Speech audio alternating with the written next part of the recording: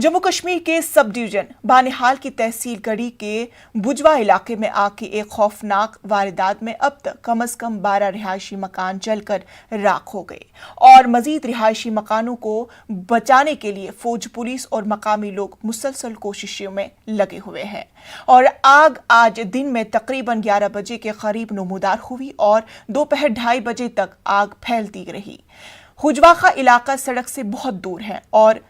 भेजी गई fire service से आग बुझाना मुमकिन दिखाई नहीं दे रहा है, जबकि हुजवा गांव में भी पानी की किल्लत है, जिसकी वजह से मकानों की तरफ आग फैलती ही जा रही है और गुंजान बस्ती की वजह से मजीद रिहायशी मकानों को खतरा लाहक है। फौज ने आग पर काबू पाने के लिए अब खुश्क केमिकल पाउडर और फोम मंगवाया है ताकि आग पर काबू पाया जा सके।